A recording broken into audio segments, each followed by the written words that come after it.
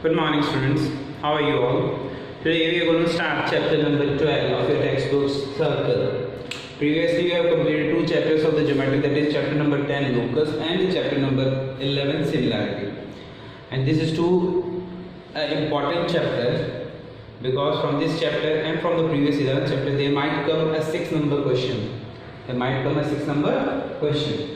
तो अब देखिए ये जो चैप्टर है सर्कल देखो आप बहुत बचपन से जानते हो कि सर्कल क्या होता है, कैसा दिखता है और क्या क्या इसकी प्रॉपर्टीज होती है। अब जो ये थोड़ी बहुत एक्स्ट्रा प्रॉपर्टीज है जो अपन इस साल देखेंगे करेंगे जो भी है वो अपन अभी पढ़ेंगे, ठीक है। तो सबसे पहले सर्कल होता है, जैसे आपने अभी 10 चैप्टर लोकस पढ़ा तो लोकस की डेफिनेशन के अंदर सर्कल की क्या डेफिनेशन बनी विद रेस्पेक्ट टू लोकस से अगर मैं बात करते हो चलो तो सर्कल की क्या डेफिनेशन बनी। A circle is a locus, circle एक पाथ है of point which moves in a plane of points which moves in a plane in such a way that its distance from a fixed point, कि भाई ये कोई point P है, ये एक plane में मूव कर रहा है, एक पॉइंट P है जो इस प्लेन में मूव कर रहा है एक फिक्स्ड डिस्टेंस है और from a fixed given point in a plane is constant, और जो डिस्टेंस है उसकी कांस्टेंट मतलब सेम है। तो ये जो फिक्स्ड पॉइंट है उसको तो आप क्या बोलोगे सेंटर ऑफ द सर्कल, और जो आपकी कांस्टेंट डिस्टेंस है जैसे OP वो क्या होगी इसकी रेडियस हो गई। ठीक, क्लियर है बात। ये तो होती है सर्कल, और सर्कल की सबसे बेसिक चीज सेंटर और रेडियस। अब जब मैं बात कर रहा हूँ कि भाई पार्ट्स ऑफ सर्कल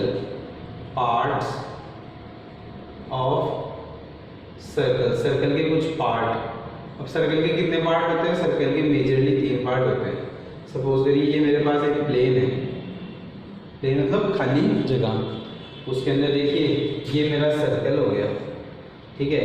तो ये जो पार्ट है जो अंदर है सर्कल के, इस पार्ट को आप बोलते हो इंटीरियर। ये जो है बाउंड्री लाइन सर्कल वाली, इसको आप बोलते हो बाउंड्री। और जो बाहर है सर्कल के बाहर है प्लेन में, उसको आप बोलते हो एक्सटीरियर। तो जो आपको पार्ट सर्कल है उसके 3 पार्ट होते हैं, एक इंटीरियर, एक बाउंड्री और फिर एक एक्सटीरियर पार्ट होता है, ठीक है। अब देखिए कोड क्या होता है? कोड होता है कि ये सपोज करिए ये आपका एक सर्कल है, ठीक है, और सर्कल को मैंने क्या बता दिया बहुत सारे पॉइंट्स से मिलके बना होता है। ये बहुत सारे कुछ पॉइंट्स होते हैं जो एक फिक्स पाथ में होते हैं, उनसे मिलके बना होता है। तो सर्कल के कोई भी 2 पॉइंट्स को जोड़ती हुई जो लाइन सेगमेंट बनेगी वो एक कोड होगी। तो मैं कहते हैं कि भाई इससे AB क्या है, एक कोड है, ये O इसका एक सेंटर है, ठीक है, O इसका क्या है एक सेंटर है, ठीक है, और AB क्या होगी इसकी कोड होगी।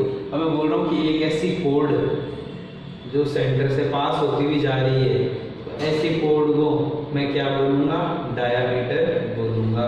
क्या बोलूँगा? डायामीटर बोलूँगा, ठीक है। तो फिर आती है बात कुछ आर्क्स की, ठीक है, ARC। ये एक सर्कल है, इसमें मेरे पास ये 2 पॉइंट आ गए, ये तो आ गया P और ये आ गया Q, ठीक है। ये P और Q 2 पॉइंट्स हैं। तो देखिए ये P और Q पॉइंट से जो ये डिस्टेंस है ये वाला, ये तो होती है आपकी माइनर आर्क, और ये यहाँ से लेके यहाँ तक का जो डिस्टेंस है ये होती है मेजर आर्क। क्या बोलते हैं इसको? मेजर आर्क, ठीक है। और आर्क्स को रिप्रेजेंट कैसे करते हैं? इस आर्क PQ को आप कैसे रिप्रेजेंट करोगे? PQ और उसके ऊपर ये साइन लगा दोगे, तो ये माइनर आर्क PQ जाएगी।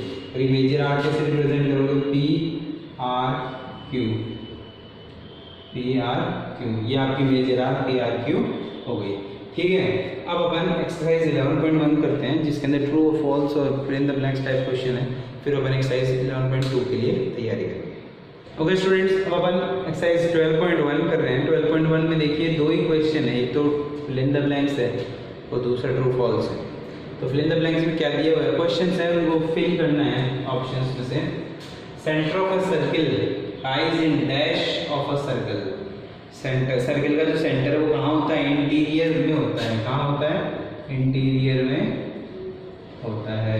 A point having distance from centre greater than radius lies in the exterior of the circle. भाई ये इसमें तो क्या बोला था कि जो सर्कल का जो सेंटर है वो कहाँ होता है, वो अंदर की तरफ होता है, तो इंटीरियर हो गया।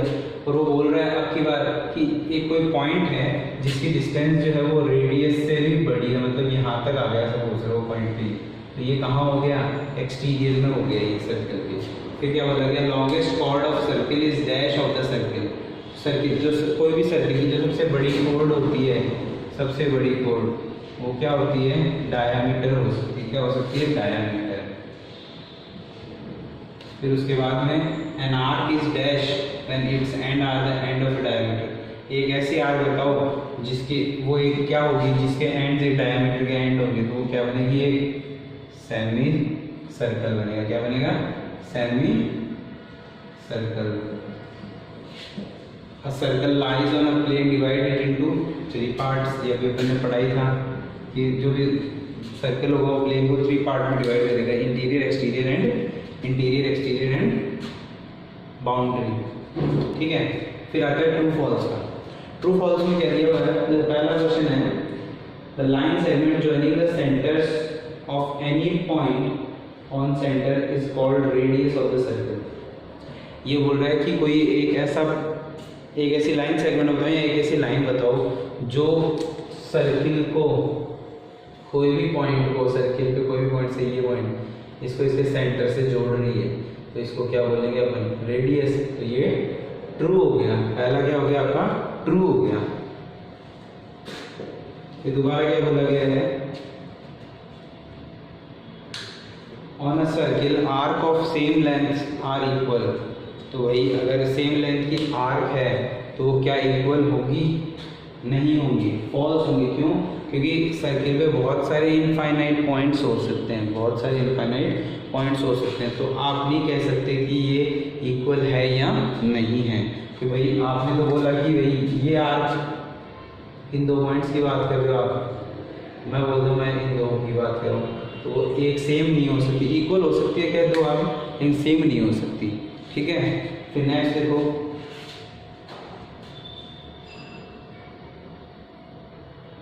वो बोल रहा है अगर कोई सर्कल को आप 3 पार्ट में डिवाइड करते हो तो वो तीनों मेजर आर्क होंगी, नहीं होंगी, वो तीनों इक्वल आर्क हो सकती है। क्योंकि मेजर आर्क तो तभी होगी ना जब वो माइनर, एक तो ये तो माइनर आर्क हो गई, वो बची हुई वो मेजर।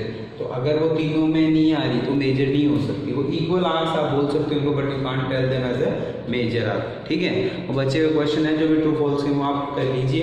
अभी अपन एक्सरसाइज 12.2 के जो पहले थ्योरम दी हुई आपको, 3 थ्योरम दी हुई है और उनकी कन्वर्स वो करेंगे, और एक्सरसाइज के 2-4 क्वेश्चन करेंगे। ठीक है, ओके स्टूडेंट्स, अब अपन ये 2 थ्योरम करेंगे, इसके बाद में एक थ्योरम और करेंगे बिफोर दिस एक्सरसाइज, और ये तीनों थ्योरम आपके इस चैप्टर में बहुत यूजफुल है। ठीक है, तो क्या दिया हुआ है, equal chords of a circle subtends equal angle at the centre. आपको प्रूव क्या करना है कि ये सपोज ये एक सर्कल है, इस सर्कल का ये हो गया मेरे पास सेंटर O, और ये तो हो गई एक कोड AB, और ये हो गई दूसरी कोड CD। ठीक है, ये दोनों कोड्स मैं बोल रहा हूँ कि इक्वल है, मतलब गिवन क्या हो गया मेरे को, given AB equals to CD। अब AB इक्वल्स टू CD भी लिख सकते हो आप, कोड AB इक्वल्स टू कोड CD भी लिख सकते हो, इसमें कोई दिक्कत नहीं है। ठीक है, फिर आपको प्रूव क्या करना है, टू प्रूव, आपको प्रूव करना है कि ये इक्वल एंगल बनाती है सेंटर पे। मतलब अब सेंटर पे एंगल कौन सा बनेगा, AOB, और इधर से कौन सा बनेगा, COD। मतलब आपको प्रूव करना है angle AOB is equals to angle COD। ठीक है, अब आप इसको प्रूव करेंगे तो इसका प्रूफ क्या आएगा, ये 2 ट्राइंगल्स बन गए मेरे पास, एक तो ट्राइंगल AOB और एक COD, 2 ट्राइंगल बन गए। तो in triangle AOB and triangle COD, मेरे को ये बताइए ये OA OD के इक्वल है कि नहीं है, ये OB जो है वो OC के इक्वल है कि नहीं है। मतलब ये चारों ही आपस में इक्वल है, क्यों, क्योंकि ये चारों क्या है, रेडियस है। और A B equals to C D, ये आपको गिवन है क्योंकि ये कोड्स इक्वल है। तो S S S S S S congruency से दोनों ट्रायंगल क्या हो गए, कॉन्ग्रुएंट हो गए। So O A equals to O C, reason दे दो radius, O B equals to O D, ये भी रेडियस, और तीसरा A B equals to C D, ये हो गया गिवन में। ठीक है, so triangle A O B is congruent to triangle C O D by triple S congruence rule. S S S congruence rule से ये दोनों कॉन्ग्रुएंट हो गए। 10 by CPCT, CPCT congruence corresponding part of congruent triangles क्या हो गया, ये angle A O B जो हो गया एंगल सी ओ डी के इक्वल हो गया। Angle A O B is equals to angle C O D, और यही आपको क्या करना था, प्रूव करना था। तो हमने प्रूव कर दिया, तो हेंस प्रूव्ड। ठीक है, फिर जो नेक्स्ट थ्योरम है वो क्या दिया हुआ है, the perpendicular drawn from centre of a circle to the code bisects the code. क्या कहने का मतलब क्या हो गया, ये एक सर्कल है मेरे पास, इसके अंदर ये एक कोड है ए बी क्या है, कोड है, और ये ओ इसका क्या है, सेंटर है। इस सेंटर ओ से परपेंडिकुलर ड्रॉ किया मैंने ओ एम। ठीक है, अब आपको प्रूव करना है कि ये जो ए एम की जो लेंथ है वही एम बी की लेंथ है। ठीक है, तो आप क्या करोगे, गिवन क्या हो गया, सबसे पहले आपको given O M is perpendicular on A B. O M क्या है, ए बी पे परपेंडिकुलर है। ठीक है, फिर आपको प्रूव क्या करने को बोला है, टू प्रूव बाइसेक्ट द कोड। बाइसेक्ट द कोड मतलब ए एम को आपको बी एम के इक्वल प्रूव करना है। ठीक है, ए एम को आपको क्या करना है, बी एम के इक्वल प्रूव करना है। फिर एक कंस्ट्रक्शन करोगे आप इसके अंदर, कंस्ट्रक्शन क्या करोगे, join O A and O B, O A और ओ बी को ज्वाइन कर दोगे। ठीक है, ओ ए और ओ बी को ज्वाइन करते ही मेरे पास क्या आ गया, दो ट्राइंगल्स आ गए। क्या आ गए, दो ट्राइंगल, एक तो ओ एम ए और एक ओ एम बी। ठीक है, अब मैं प्रूफ करूँगा। प्रूफ करने से पहले मैं आपको बता दूं कि क्या करना है। ये अगर मैं दोनों ट्राइंगल्स को कॉन्ग्रुएंट प्रूव कर दूं, दोनों ही ट्राइंगल्स को क्या कर दूं, कॉन्ग्रुएंट प्रूव कर दूं, तो बाई सिंप्लिसिटी ये वाली साइड इस वाली साइड इक्वल हो जाएगी और ये मेरा प्रूफ हो जाएगा। ठीक है, तो now in triangle O M A and O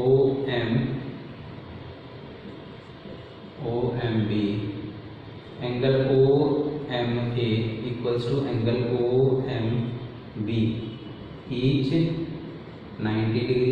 each 90 degree कैसे हुई, क्योंकि ये इस पे परपेंडिकुलर है। तो यहाँ पे भी आप देख सकते हो, that is angle O M A equals to angle O M B equals to 90 degree. ये आप यहाँ पे भी लिख सकते हो गिवन में। ठीक है, फिर दोबारा ओ A equals to O B, इसका रीजन क्या दोनों रेडियस है, ये दोनों रेडियस है, मतलब 90 डिग्री ये साइड, और ओ एम क्या है, दोनों में कॉमन साइड है।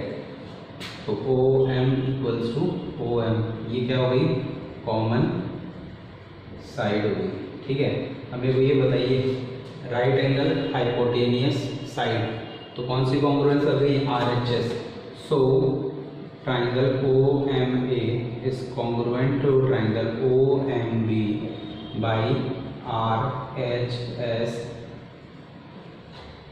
Congruence rule. कौन सा कॉन्ग्रुएंस रूल लग गया, R H S congruence rule लग गया। ठीक है, अब अगर ये दोनों कॉन्ग्रुएंट हो गए तो by CPCT, this by CPCT, CPCT से क्या हो गया, ए एम बी एम के इक्वल हो गया। A M is equals to B M. तो यही आपको क्या करना था, प्रूव करना था। आप क्या लिख दोगे, हेंस प्रूव्ड, हेंस प्रूव्ड। ठीक है, ज़्यादा हार्ड भी नहीं है, बहुत सिंपल है ये, जो लिखा हुआ उसी को अपने प्रूव कर दिया। ठीक है, अब एक लास्ट थ्योरम और है, वो और करते हैं। ओके स्टूडेंट्स, अब ये आपकी लास्ट थ्योरम है इस एक्सरसाइज के लिए। क्या दिया हुआ है, equal chords of a circle are equidistant from the centre. कहने का मतलब क्या है, जैसे डायग्राम से समझिए इस चीज़ को कि ये सर्कल है मेरे पास, इसमें एक तो ये कोड है ए बी और एक दूसरी कोड है से सी डी। ठीक है, ये दोनों कोड के आपस में इक्वल है, मतलब गिवन में लिख दो आप, given A B equals to C D. ठीक है, और ए बी और सी डी आपस में इक्वल है। अब आपको प्रूव करना है कि ये जो ए बी और सी डी है ये जो सेंटर से इक्वल डिस्टेंस पर है। ठीक है, मैं मानता हूँ जो इक्वल डिस्टेंस है वो शॉर्टेस्ट डिस्टेंस होता है। वो क्या होता है, शॉर्टेस्ट डिस्टेंस होता है। और लास्ट ईयर आपको एक ज्योमेट्री के क्वेश्चन चैप्टर्स में मैंने बताया था कि जो शॉर्टेस्ट डिस्टेंस होती है कोई भी एक पॉइंट और लाइन के बीच में, कोई भी एक पॉइंट और एक गिवन लाइन के बीच में जो शॉर्टेस्ट डिस्टेंस होती है वो क्या होती है, उसकी परपेंडिकुलर होता है। वो उस पर क्या होता है, परपेंडिकुलर। तो अपनी जो यहाँ से इस ओ पॉइंट से, इस ओ पॉइंट से जो ए बी का डिस्टेंस होगा वो क्या होगा, एक परपेंडिकुलर होगा। और ओ सी पे भी जो होगा वो क्या होगा, एक परपेंडिकुलर होगा। अब आप क्या करेंगे, ओ डी को ज्वाइन कर देंगे और ए ओ को ज्वाइन कर देंगे। तो गिवन हो गया आपको A B equals to C D. To prove क्या करना था आपको, अब वो प्रूव करना था कि जो ओ एम है उसकी डिस्टेंस ओ एम के बराबर है, मतलब O M equals to O M, ये आपको प्रूव करना था। ठीक है, अब आपने कंस्ट्रक्शन क्या किया, एक कंस्ट्रक्शन किया है छोटा सा, क्या कंस्ट्रक्शन किया है, ओ ए को ओ डी से ज्वाइन कर दिया। तो join O A and O D, O A और ओ डी को आपने क्या कर दिया, ज्वाइन कर दिया। अब आप क्या करोगे, आप इन दोनों ट्राइंगल्स को अगर कॉन्ग्रुएंट प्रूव कर देते हो तो ये वाली जो साइड है वो इसके कॉरस्पॉन्डिंग साइड के इक्वल हो जाएगी, वो भी कर देंगे। लेकिन अब इसमें थोड़ी बहुत जो चीज़ें देखने लायक है वो क्या है, आपको पता है। मैं इसका प्रूफ स्टार्ट कर रहा हूँ। ये देखिए, आपको पता है कि ए बी जो है वो सी डी के इक्वल है, since A B equals to C D, ये क्या है आपको गिवन है। एंड वी नो दैट, हम जानते हैं, हम क्या जानते हैं, हम ये जानते हैं कि सेंटर से अगर कोई कोड पे परपेंडिकुलर आता है तो वो उसको क्या कर देता है, बाइसेक्ट कर देता है। तो we know that perpendiculars drawn from center to the chord bisects the chord, वो chord को क्या कर देते हैं, बाइसेक्ट कर देते हैं। therefore a m equals to b m equals to half of a b, a m equals to b m होता है वो half of a b के इक्वल हो जाता है। Similarly and dn equals to cn equals to half of cd, ये half of cd के equal हो गया। अब देखिए, मैंने इसको तो इक्वेशन 1 दे दिया, इसको इक्वेशन 2 दे दिया और इसको इक्वेशन 3 दे देता हूँ। तो देखिए, जब ए बी और सी डी ये दोनों आपस में इक्वल है तो इनके हाफ भी आपस में इक्वल होंगे, मतलब आपकी जो ए एम है वो डी एम के इक्वल हो जाएगा। So using equation first, second and third we get, हमको मिला, हमको क्या मिला, A M equals to D M. A M और डी एम क्या हो गया, आपस में इक्वल हो गए। इसको इक्वेशन नंबर 4 दे देते हैं, इसको इक्वेशन नंबर 4 दे देते हैं। अब देखिए, मेरे पास दो ट्राइंगल हो गए O M A and O N D. Now in triangle O M A and triangle O N D, देखिए ये और ये दोनों क्या हैं, 90 डिग्री के हैं। ठीक है, angle O M A equals to angle O N D each 90 degree. ठीक है, क्यों, क्योंकि ये इसके परपेंडिकुलर है। ठीक है, ओके, फिर उसके बाद में ओ ए ओ डी के इक्वल है, ओ A equals to O D. O A O D के इक्वल क्यों है? क्योंकि ये दोनों क्या हैं? रेडियस हैं। दोनों क्या हैं? रेडियस हैं, रेडियस ऑफ सर्कल, रेडियस। और तीसरा ए एम जो है वो डी एन के इक्वल है by equation 4, A M equals to D N from 4th। सो triangle OMA is congruent to triangle OND by RHS congruence rule। तो RHS congruence rule से ये दोनों ट्रायंगल क्या हो गए? कॉन्ग्रुएंट हो गए। 10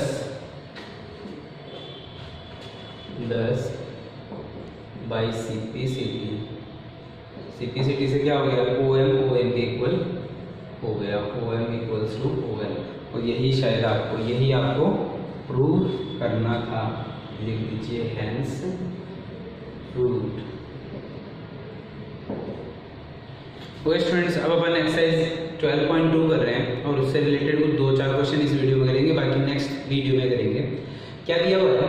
if radius of a circle, देखिए फर्स्ट क्वेश्चन मैंने नहीं कराया कि वो ट्रू फॉल्स का है, वो आप खुद से कर लीजिए, सॉल्यूशंस है उनमें मैच कर लेना। तो इसमें देखो क्या दिया हुआ है? If the radius of a circle is 13 centimetre, कोई सर्कल है उसका रेडियस है 13 centimetre and the length of its one chord is 10 centimetre, और इसकी कोई एक कोर्ड दिया हुआ है, उसकी डिस्टेंस है 10 सेंटीमीटर, लेंथ है 10 सेंटीमीटर।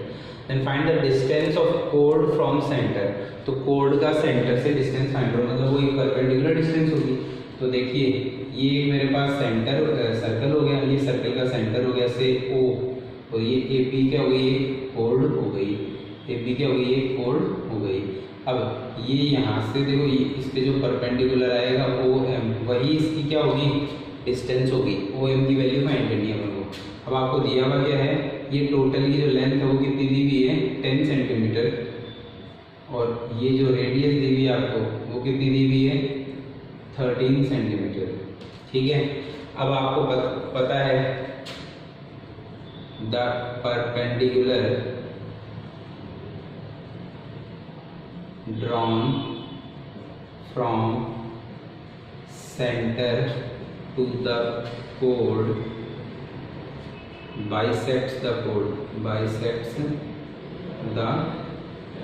हो गया, bisects करता है। therefore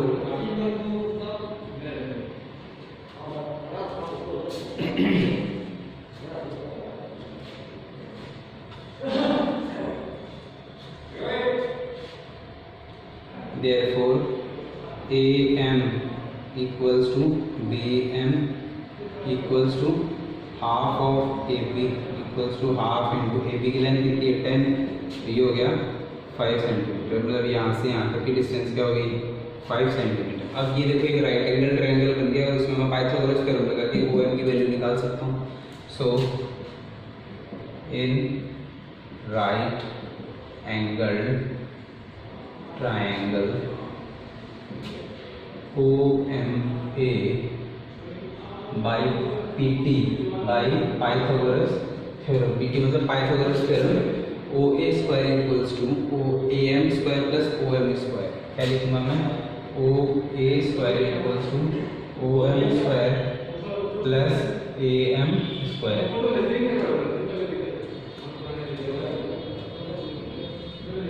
which implies OA 13 का square is equals to OM square plus 5 का स्क्वायर। अब मेरे को वैल्यू किसकी चाहिए? OM की। OM square is equals to 13 का स्क्वायर 169 माइनस 5 का square 25 is equals to OM बराबर अंडर द रूट 144। तो OM की वैल्यू क्या हो गई? 12 सेंटीमीटर। ठीक है, तो जो डिस्टेंस है सेंटर का और कोड के बीच में वो क्या हो गया? 12 सेंटीमीटर डिस्टेंस हो गया। ठीक है, ओके स्टूडेंट्स, अब अपन थर्ड क्वेश्चन कर रहे हैं एक्सरसाइज 12.2 का, और ये आज की एक्सरसाइज, आज के वीडियो लेक्चर का लास्ट क्वेश्चन है। बाकी जो बचे हुए क्वेश्चन हैं वो अपन नेक्स्ट वीडियो लेक्चर में नेक्स्ट टर्न पे करेंगे। क्या दिया हुआ है कि if AB equals to 6 centimetre and CD equals to 12 centimetre are two chords of the circle and are parallel and lie at the same side of a center of a circle, बोल रहा क्या, जैसे ये है centre of the circle O, ये है centre of the circle O, इससे दो कोड है, दोनों एक ही तरफ तो है, एक तो है ए बी, अब ए बी छोटी तो वो ऊपर की तरफ हो जाएगी, ये हो गई 6 सेंटीमीटर की, ठीक है। और दूसरी कोड है सी डी, जो बड़ी है तो वो थोड़ी नीचे हो जाएगी, ये हो गई सी डी कोड। इसकी लेंथ आपको दी हुई कितनी, 12 सेंटीमीटर, ठीक है। अब मेरे को ये चीज़ ये बताया गया है कि ये दोनों आपस में पैरेलल हैं और इनके बीच का जो डिस्टेंस है वो कितना है, 3 सेंटीमीटर का है। तो मैंने क्या किया, मैंने इस ओ से एक एम परपेंडिकुलर डाला, वो इसके परपेंडिकुलर, वो इसके भी परपेंडिकुलर हो गया, तो ये एम और एम ये 2 पॉइंट हो गए, और इन दोनों पॉइंट्स के बीच की जो डिस्टेंस है वो है 3 सेंटीमीटर। वो कितनी है, 3 सेंटीमीटर, ठीक है। और आप इस एम और ओ के बीच की जो डिस्टेंस है इसको आप मान लो एक्स, क्या मान लो, एक्स, ठीक है। अब ये भी आ गया मेरे पास और ये भी आ गया। अब आपसे पूछ रहा गया है कि आप इसकी डिस्टेंस रेडियस निकालो, ठीक है। तो ये देखिए, ये रेडियस इस सी पॉइंट से भी जुड़ रही है और इस ए पॉइंट से भी जुड़ रही है, और दोनों में वैल्यू चेंज नहीं है। एक ही है, मैंने ये मान ली आर, क्या मान ली, आर। तो जो भी लैंग्वेज है वो आप सॉल्यूशन में देख के लिख लेना। अब मेरे पास देखिए मैंने क्या रिलेट कर लिया, मैंने ओ एम एक परपेंडिकुलर ड्रॉ किया, ओ एम एक परपेंडिकुलर ड्रॉ किया, तो मैंने लिखा ड्रॉ ओ एम जो है वो परपेंडिकुलर है किसके ऊपर, ए बी के ऊपर, A B which intersects C D at N, thus O N is perpendicular on C D. अब ये ओ एन परपेंडिकुलर की बात है कि ये दोनों कॉरेस्पॉन्डिंग एंगल्स बना लेंगे, और कॉरेस्पॉन्डिंग एंगल्स क्या होता है, बस में इक्वल होते हैं, ठीक है। अब मेरे पास जो भी गिवन है वो है ही इधर। अब ये बताइए जो परपेंडिकुलर्स हैं वो इसको बाइसेक्ट करते हैं, नहीं करते हैं, करते हैं। तो therefore A M equals to M B equals to half of A B equals to half of 6 centimetre equals to 3 centimetre, and C N equals to N D equals to half of C D equals to half into 12 centimetre, तो ये हो गया 6 centimetre. तो देखिए ये इतनी length जो थी मेरी वो तो 3 सेंटीमीटर आ गई, और ये इतनी जो लेंथ थी वो आ गई 6 सेंटीमीटर। मेरे पास दो ट्रायंगल बन गए, तो सी एन ओ और एक ए एन ओ। तो now in right angle triangle O N C by P T, P T मतलब Pythagoras theorem, O C square is equals to O N square plus C N square. अब O सी तो क्या हो गया, R square बराबर क्या हो गया, ओ एन मतलब एक्स स्क्वायर प्लस 6 का स्क्वायर, तो ये कितना हो गया, आर स्क्वायर बराबर एक्स स्क्वायर प्लस 36। ये इक्वेशन 1 हो गई, ठीक है, ये इक्वेशन 1 हो गई। अब मैं दूसरा बड़ा वाला ट्रायंगल ले लूँगा, and in right angle triangle O M A by P T Pythagoras theorem, O A square is equals to O M square plus A M square. तो ये ओ ए तो कितना हो गया, आर स्क्वायर बराबर ओ एम, ओ से लेके एम तक की दूरी में क्या हो जाएगा, O N plus M N, ये हो जाएगा O N plus M N का होल स्क्वायर, प्लस ये ए एम कितना है 3 सेंटीमीटर, तो ये हो गया 3 का square, which implies R square is equals to O N की वैल्यू है एक्स और इसकी वैल्यू है 3, तो ये हो गया एक्स प्लस 3 का होल स्क्वायर प्लस 9, ये हो गया आर स्क्वायर बराबर X square plus 9 plus 6x plus 9, कितना हो गया, R square is equals to X square plus 6x plus 18। ये मेरी होगी सेकेंड इक्वेशन, ठीक है। अब देखिए ये फर्स्ट इक्वेशन और सेकेंड इक्वेशन दोनों किसके इक्वल बराबर आ रही है, आर स्क्वायर के बराबर आ रही है, तो मैं दोनों को इक्वेट कर सकता हूँ। तो मैं लिख दूंगा on equating equation first and second, first और सेकेंड इन दोनों को मैं इक्वेट करता हूँ, तो मेरे पास क्या आ जाएगा, सबसे पहले तो ये X square plus 36 is equals to X square plus 6x plus 18। अब ये देखिए ये एक्स स्क्वायर और ये एक्स स्क्वायर दोनों कैंसिल, बचा क्या 36 माइनस 18 बराबर 6x। तो ये कितना हो गया x बराबर 18/6, तो ये हो गया 3। x की वैल्यू आ गई मेरे पास 3 आ गई। मेरे को निकालने की इसकी वैल्यू है radius of the circle r, तो पुट x बराबर 3 इन इक्वेशन फर्स्ट में पुट करूँगा, therefore r square equals to 3 का स्क्वायर प्लस 36, 3 का स्क्वायर हो गया 9 प्लस 36, तो r बराबर क्या हो गया √45, और √45 की वैल्यू क्या हो जाएगी 3√5 सेंटीमीटर। ठीक है, तो ये मेरी रेडियस की वैल्यू आ गई। ठीक है, अब बच्चे में जो भी क्वेश्चन है वो अपन नेक्स्ट टर्न में नेक्स्ट वीडियो लेक्चर में करेंगे इसी एक्सरसाइज के, और फिर एक थ्योरम और करेंगे जो भी इम्पोर्टेंट है। ठीक है, तो इस चैप्टर के लिए आपको ये तीनों जो थ्योरम करवाइए इंपॉर्टेंट भी है, कई बार पेपर्स में डायरेक्ट भी आ जाती है, तो वो भी आपको कंसिडर करनी बहुत अच्छे तरीके से। क्लियर है बात? तो अब आप अपना होमवर्क कर लीजिए और मेरे को कॉपी चेक करवा दीजिए। Okay, thank